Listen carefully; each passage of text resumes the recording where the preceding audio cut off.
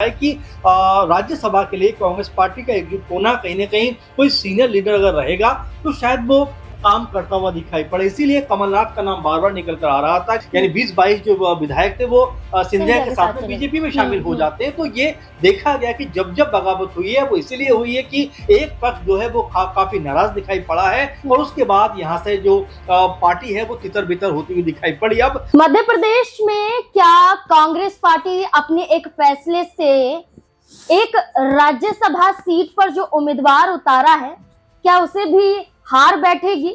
क्या कांग्रेस पार्टी का फैसला गलत फैसला है? क्या कांग्रेस पार्टी ने अपने ही पैर पर कुल्हाड़ी मार ली? दरअसल कांग्रेस पार्टी पर सवाल क्यों खड़े हो रहे हैं? जैसा कि शुरुआत में कहा गया, उम्मीदवार को लेकर एक फैसला। मध्य प्रदेश में 3 राज्यसभा सीटों पर चुनाव होने जा रहे हैं और कांग्रेस पार्टी के पक्ष में एक सीट ही दिखाई दे रही है और इस सीट पर कई नामों की चर्चा थी, जिसमें दिग्विजय सिंह, कमलनाथ, जीतू पटवारी जैसे बड़े चेहरे थे। दिग्विजय सिंह को रिपीट करने की बात चल रही थी, कमलनाथ को आगे करने की बात चल रही थी, जीतू पटवारी को मौका देने की बात चल रही थी। लेकिन कांग्रेस पार्टी ने इन तीनों चेहरों को साइड कर मीनाक्षी नटराजन को मौका दिया। अब मीनाक्षी नटराजन को टिकट दे दिया गया, राज्यसभा चुनाव के लिए उतारने के लिए आगे कर दिया गया। लेकिन इसी फैसले से पार्टी के अंदर एक बड़ी बगावत की बू आने लगी और ऐसे में माना जा रहा है कि क्या यही एक फैसला कांग्रेस पार्टी को न सिर्फ राज्यसभा का चुनाव बल्कि आगामी विधानसभा चुनाव में भी नुकसान पहुंचा सकता है। इसी से जुड़े हुए ही यहाँ पर सवाल खड़े हो जाते हैं कि मध्य प्रदेश में अब क्या होगा? फैसला बदला जाएगा? इसी फैसले पर अगर वो रहेंगे तो विधायकों को कैसे मनाएंगे? क्या क्रॉस वोटिंग के खतरे से बचा जा सकता है? तमाम सवाल हैं और इन्हीं तमाम सवालों पर चर्चा करेंगे, जवाब खंगालने की कोशिश करेंगे। हमारे साथ हमारे वरिष्ठ सहयोगी अमन सर जुड़ चुके हैं। सर बहुत बहुत स्वागत है। सर, मीनाक्षी नटराजन जिन्हें राहुल गांधी की बेहद करीबी माना जाता है और एक महिला चेहरा है और कांग्रेस पार्टी ने एक बड़ा मौका दिया है, लेकिन इस मौके के साथ माना जा रहा है कि कई विधायक नाराज हैं।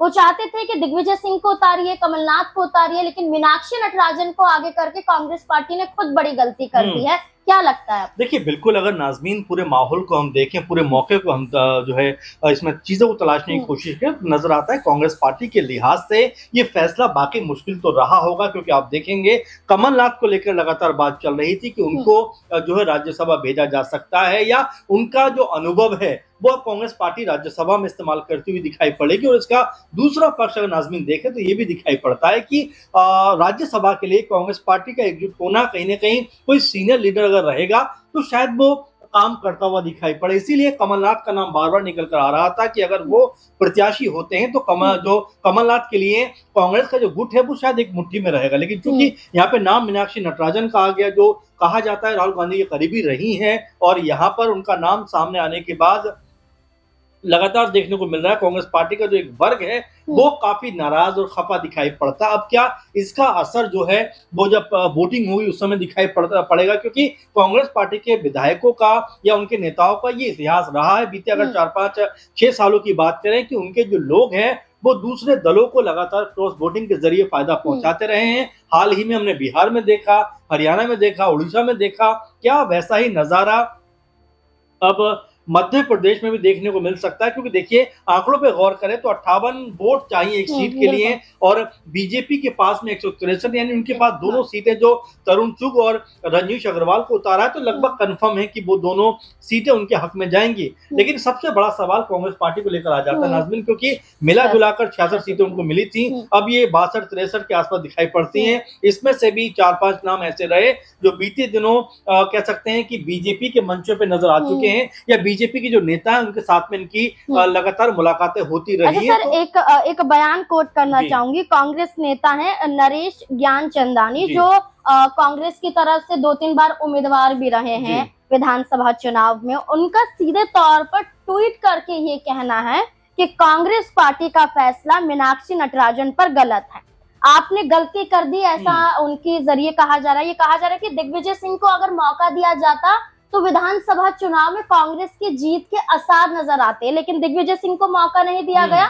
कहीं ना कहीं विधानसभा चुनाव पर असर पड़ेगा, जी। क्या लगता है? देखिए जो शुरू में मैंने आपसे बात कही कि जो सीनियर लीडर होते हैं उनको पार्टी को संभालना, नेताओं को जी। संभालना आसान होता है। इसीलिए आपको याद होगा 2018 में जब कांग्रेस पार्टी मध्य प्रदेश में चुनाव जीती थी तो मुख्यमंत्री के तौर पर पहली पसंद ज्योतिरादित्य सिंधिया थे, जी। लेकिन पार्टी को कैसे एकजुट रखा जाना है इसके लिए कमलनाथ को चुना गया। और कमलनाथ को चुने जाने के बाद आप देखेंगे नाज़मीन कि जिस तरीके से ये भी देखने को मिला कि आपस में एक बड़ी बगावत होती हुई दिखाई पड़ी। कई जो नेता थे यानी 20-22 जो विधायक थे वो सिंधिया के साथ में बीजेपी में शामिल हो जाते हैं। तो ये देखा गया कि जब जब बगावत हुई है वो इसीलिए हुई है कि एक पक्ष जो है वो काफी नाराज दिखाई पड़ा है और उसके बाद यहाँ से जो पार्टी है वो तितर बितर होती हुई दिखाई पड़ी। अब जो आप बात कह रहे हैं कि दिग्विजय सिंह का नाम अगर लिया गया होता है, उनके नाम पे मोहर लगी गई होती तो शायद ये माहौल ऐसा दिखाई नहीं पड़ता।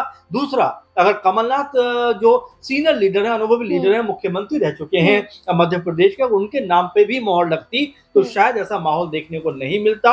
अब मीनाक्षी नटराजन चूंकि उनके नाम पे मोहर लग गई है तो ऐसे में जो कांग्रेस पार्टी के विधायक 62-63 नजर आते हैं तो क्या एक पक्ष में मतदान करेंगे या यहाँ पर भी कोई बड़ा फेरबदल होता हुआ दिखाई पड़ेगा? क्योंकि बीजेपी ने एक बात, इसका पक्ष एक और भी है नाज़मीन की बीजेपी ने तीसरा प्रत्याशी नहीं उतारा है। तो ऐसे में अगर 2 प्रत्याशी उतारे हैं तो यहाँ पर मीनाक्षी नटराजन की जीत लगभग तय होती हुई दिखाई पड़ेगी। लेकिन चूंकि बाकी तो कैलाश विजयवर्गीय के बारे में हम बात कर रहे थे कि अगर उनको भी यहाँ पर उतारा जाता है तो क्या बीजेपी 3 सीटों के ऊपर जाने का जो फैसला है वो करती हुई दिखाई पड़ेगी नाज़मीन? क्योंकि अभी तक 2 ही कह सकते हैं चेहरों को उतारा गया है, क्योंकि एक नाम तरुण चुग का है, एक नाम रजनीश अग्रवाल का है। तो क्या तीसरा नाम कैलाश विजयवर्गीय का बन सकता है? अपने आप में ये अहम बात आने वाले दिनों में हो सकती है। अच्छा सर, एक और सवाल ये रहेगा कि कमलनाथ से दिल्ली में मुलाकात मीनाक्षी नटराजन ने की। ये माना जा रहा था कि उन्हें भी डर है क्योंकि उनके ही समर्थक विधायक हैं, कमलनाथ के ना आगे आने से या दिग्विजय के ना आगे आने से वो नाराज थे और वो चाहते थे कि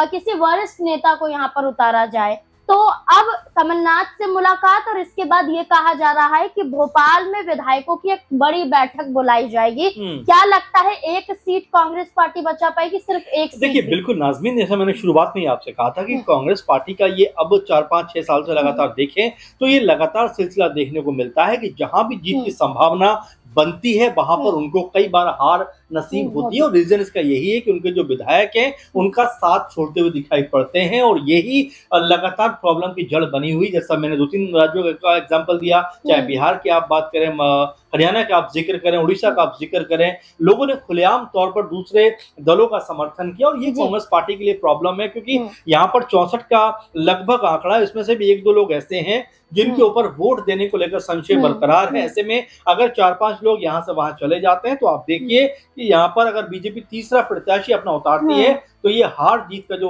आपस का अंतर है वो 3-0 भी हो सकता है। तो ये लगातार प्रॉब्लम की जड़ है। अब यहाँ पर क्या कांग्रेस पार्टी मीनाक्षी नटराजन के नाम पर अपने विधायकों को मना पाएगी और क्या कमलनाथ और दिग्विजय सिंह जैसे वरिष्ठ नेताओं का समर्थन मीनाक्षी नटराजन को मिलेगा? क्योंकि ऐसे दिग्गज नेता अगर अपने हाथ पीछे खींचते हैं तो जाहिर बात है कि जो जीत की संभावना है वो कहीं ना कहीं क्षीण होती हुई दिखाई पड़ सकती है। बिल्कुल, कांग्रेस पार्टी को लेकर यही कहा जा रहा है और अब विधायकों की बैठक भी होगी और मनाने की कोशिश भी होगी। लेकिन इस बीच में मुकेश मल्होत्रा की बात करें, राजेंद्र भारती की बात करें, निर्मला स्प्रे की बात करें, ये कानूनी तौर पर वोट नहीं डाल पाएंगे, विधायक के तौर पर अपना फर्ज नहीं निभा पाएंगे क्योंकि कानूनी मुश्किलों में ये फंसे हुए हैं। राजेंद्र भारती की बात करें तो उनकी विधायकी ही कहीं ना कहीं रद्द हो जाती है। मुकेश मल्होत्रा पर अभी पूरी तरह से फैसला नहीं आया है, उन पर भी विधायक के तौर पर रोक लगाई गई है। तो आप ये देखिए 3 विधायक तो ऐसे ही कांग्रेस पार्टी के कम हो जाते हैं और अब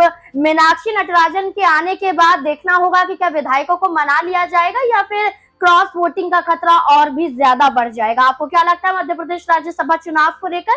अपनी राय कमेंट सेक्शन में जरूर दें।